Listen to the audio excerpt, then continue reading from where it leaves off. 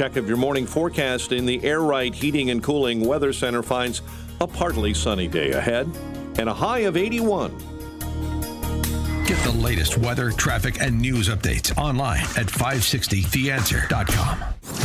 Now, from the Signature, a division of Esquire Bank Studios. Insert Democrat socialist here. Runs the Democratic House floor for 30 plus years running. He's promising this and he's stealing that. Where can you get that kind of money? He's using your house like his own piggy bank. You ought to know by now. You can pay off your house here in Illinois, but you can never keep up with the taxes. Oh, how it's always been the plan to have a taxpayer pay, no doubt. Not a matter of if anymore, but when you're moving out. I said, when you're moving out. Top of the morning, Dan Proft here. That theme music means it's time for our weekly conversation with the Wirepoints.org folk. Mark Glennon, founder of Wirepoints.org. I mentioned Illinois, which already sports the highest property taxes in the nation. Nice try, New Jersey. Maybe add a few more layers of government if you want to compete with us. And as Cook County Treasurer Maria Pappas reported, the median property tax increase in North and Northwest Cook County this year, about 7%. Well, it's just going up from there, just in case you were wondering. And the gathering storm that we've talked about with respect to Chicago mainly is not limited to Chicago. Chicago Police and Fire pension funds, less than 25% funded, which is, that's basically waiting for a couple bear markets and you're going to have a problem paying out current beneficiaries. But I know nobody will believe it until it occurs, and then it will be a crisis and everybody will be to blame and no one will be to blame, and we'll raise taxes and we'll cut services and we'll sell everything that isn't nailed down to make sure that the government unions get what was promised them, and the non-government union Illinoisans will be used as spare parts to fund the government unions as they are currently, just as a matter of course. For more on this, let's bring in Mark Glennon because he has updated the 654 local police and firefighter pension funds. Really interesting read over at wirepoints.org that I would encourage you to check out, get a handle on your hamlet's situation with respect to police and fire pension funds. Mark, thanks for joining us as always. Hey, Dan. Yeah, there's a old American Indian adage that says if you're not careful where you're going, you just might end up where you're going, and that's what's Yeah. Well, give us the top line here of police and fire pension funds in the suburban areas, statewide as well as the suburban areas. We obsess about Chicago, but the problem is not as pronounced in most other areas as it is in Chicago, but it's a problem. Exactly. We have 650 some local pensions. Almost every municipality has their own police and firefighter pension, and the average funded ratios on those is only about 63%. And it's been worsening, although slightly in the last few years. And the dollar amount owed has also been worsening.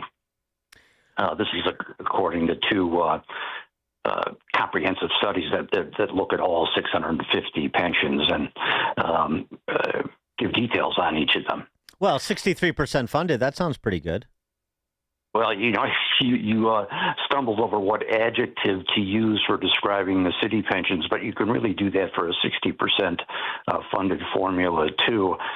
There's no technical term for it, and I stumbled over what to use to distressed, awful, horrible, cataclysmic, whatever. It's something, take your pick, but that's really bad, and it would make actuaries puke. we often have people going around like Ralph Martier saying, well, let's just re-amortize these mortgages and we'll just shoot for an 80% funding target because 80% is adequate. That's a myth. The American Academy of Actuaries has said no, and absent special circumstances, you always have to look at each individual pension to see what's going on. But that's a myth, and these kinds of funding levels that we have are horrible. And the consequence is it's not just debt on the books, but you have to pay more each year just to stay even, to tread water. I just want to hold there because that's a key point. And you give a good example here. For example, the city of Des Plaines, 21% of the city's general fund goes towards police and fire pensions. It was under 8% less than 2 decades ago. Yeah, and making that more challenging is the state government, and the state government sets all the rules for these pensions. Don't blame your locals for your local politicians for the rules on these things. But the state decided a few years ago to mandate that all of these pensions have to get up to 90% funding by 2040. Well, that's a mighty big unfunded mandate, and they're doing a pretty good job. In fact, by the way, I didn't mention in the article, on the whole, the communities put in more into their pensions than is statutorily required every year, the made-up formula that the state has in an effort to try to address this. But that requires property taxes or taxes of some kind. It's mostly property taxes. So you wonder what's behind those tax bills you're getting. Look at these local pensions. That's a big part of it. Well, and by the way, and you mentioned this, this is in good economic times in terms of market returns. S&P stocks over the last 3 years, 22 to 24, were about 29%. That was the return on the S&P. So, yeah, I mean, you can assume, sort of 8% compounded returns annually, but you're not going to get them. So, as I said, a couple of years of bear markets or a run of a bear market that lasts several years, and this situation gets much more dire much more quickly. Yep, all these numbers, and by the way, all these numbers are the official numbers, which are baloney. We've been running for 10 years, and many people agree with this. One of the key assumptions that makes all the difference in the world is how much you expect to get off of the earnings on the investments that the pensions have. Their assumptions are generally over 7%, which is never allowed in the private sector, and financial types always criticize that. They have been able to hit that in the past few years because we've had these freakishly good years, but that's not going to last. Well, the other thing too is just thinking it's not just the private sector, but the private sector unions, like the trades. I mean, you talk to any business manager for the plumbers, electricians, operating engineers. If they were running a pension that was 60% funded for their guys, they would be in prison. That's right. It's an entirely double standard for public pensions versus private pensions, and they strictly enforce that 100% rule. And of course, they're backed up too by a federal guarantee fund to a large extent. There's no such protection underneath these pensions. It's just the taxpayers that have to cough up when they come up short.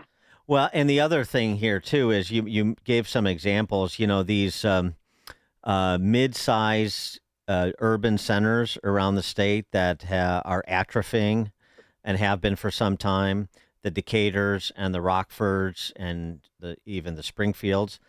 I mean, they're already, first of all, they're below median funding levels, it looks like in all cases, and they're devoting an inordinate amount of their general fund just to pension benefits. So if pensions continue to get sweetened by the politicians, if economic times market returns are not as good as they've been recently, I mean, you're really going to accelerate that spiral just in terms of the liquidation of people's homes through property taxes, as well as the inability to provide the benefit levels promised.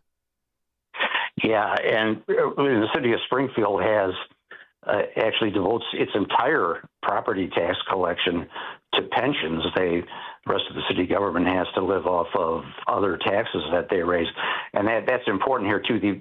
Don't be tricked by the averages. You know, if the average is 60%, half are underneath that, and 200 pensions are less than 60% funded. 100 have less than 50% of what they're supposed to have on hand to cover those obligations for pensions already earned. That's what we're talking about here. So,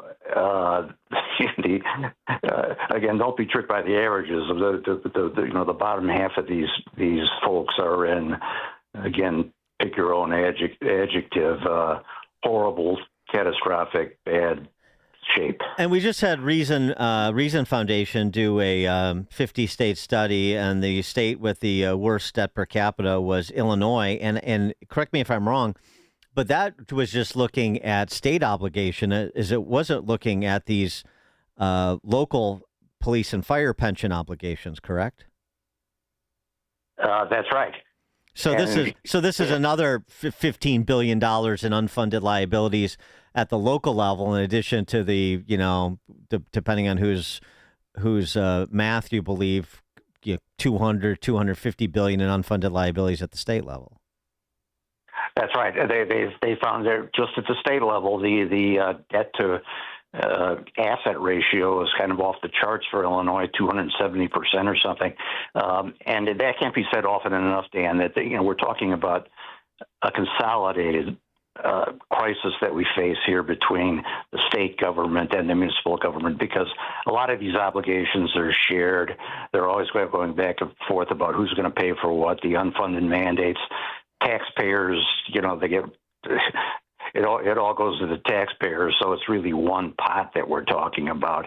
And they did not count these local pensions in that number. It's a consolidated mess that we face. Yeah, and meanwhile, Florida has a ballot initiative to exempt the first $250,000 of the assessed valuation of your home from property taxes.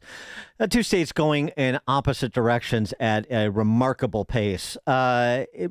Chicago in the national news, again, Illinois, because of this Reason Foundation study, but Chicago, too. The Wall Street Journal headline, Chicago dug itself out of a financial hole. Now it's sliding back in, although, no, it didn't dig itself out of a financial hole. When it got lifted out of a junk rating in terms of its credit in 2022, that was only because of the sugar high from the pandemic funny money that was drop shipped to cities like Chicago. It wasn't real. It was never real. And now that's gone, and we're back to where we were prior to that little interregnum. Excuse me. Yeah, but one notch above junk is throw a party. Yeah. And congrats to the Wall Street Journal. They've been on top of this for years. Get dismissed and ignored, of course, by the Pritzker administration. They called the Wall Street Journal, along with us and others, carnival barkers, I guess is their phrase. But it's happening, and the Wall Street Journal's been on top of it. Joe Ferguson from the Civic Federation. We've been having low-grade earthquakes here, and the question is whether a tsunami is going to hit us. Is that the question?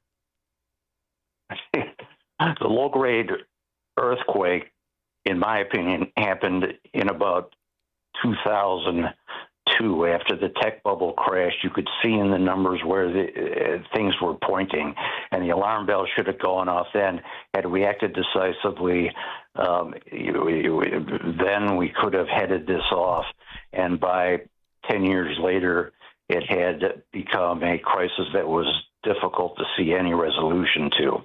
And he's thank you, but he's 23 years behind the times. Yeah, and do you hear anything from anybody, starting with the mayoral candidates, that that is commensurate with the financial crisis facing the city in terms of a response, in terms of a framework, a plan? No, and that's a challenge we've thrown down, all the time. Just show us a back of the envelope kind of calculation on how you get in this mess. Nobody's ever done it. I struggle to find what it would be for Illinois, for Chicago too. It's a question of disaster mitigation and trying to protect the innocents from some of the harm, like school kids and stuff. You do what you can to help people that deserve help as things get worsen. But no, there's no plan on the table from anybody. Mark Glennon, founder of Wirepoints, wirepoints.org, all things Illinois policy related. Thanks, Mark. Thank you, sir. Take care. Take care. And he joined us in the alphawealthgroup.com answer line. The more you listen, the more you'll know. This is Chicago's Morning Answer. Morning Answer on AM 560. The Answer. Chicagoland certified financial planning professional Tim Stearns discusses taxes